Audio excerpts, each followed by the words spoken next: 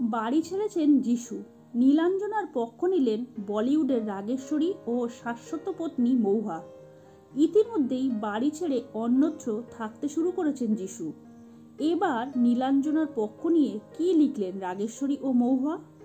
যিশু সেনগুপ্ত ও নীলাঞ্জনার সংসারে ভাঙনের সুর। গত কয়েকদিন ধরেই সেই খবরেই মুখর টলিপাড়া। প্রথমে অনেকেই খানিকটা বিস্মিত হয়েছিলেন, পরে অবশ্য সেনগুপ্ত পরিবারের অন্দরের কথা পাঁচকান হতেই ভ্রম কেটেছে অনুরাগীদের।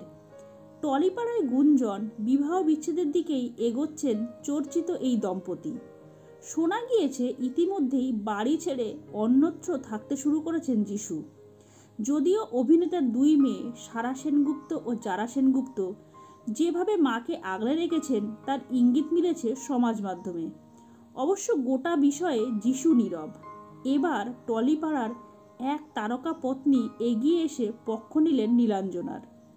ইতিমধ্যেই বাবাকে নিজের ইনস্টাগ্রাম থেকে সরিয়ে দিয়েছেন সারা। মায়ের শক্তি হয়ে দাঁড়িয়েছে ছোট্ট মেয়ে জারা।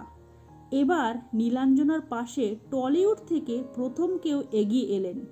তিনি শাশ্বত চট্টোপাধ্যায়ের স্ত্রী মৌহা চট্টোপাধ্যায়। নীলাঞ্জনার সঙ্গে দীর্ঘদিনের বন্ধুত্ব মৌহার। নীলাঞ্জনার উদ্দেশ্যে মৌহা লেখেন, তোমাকে একজন শক্তিশালী মানুষ বলেই জানি, তোমার জন্য গর্ব হয়, তোমার পাশে আছি সব সময়। বলি অভিনেত্রী রাগেশ্বরীও নীলাঞ্জনার দীর্ঘদিনের বন্ধু। তিনি লেখেন, একটা সময় আমাকে তুমি বাঁচতে শিখিয়েছিলে, আজ আমার পালা।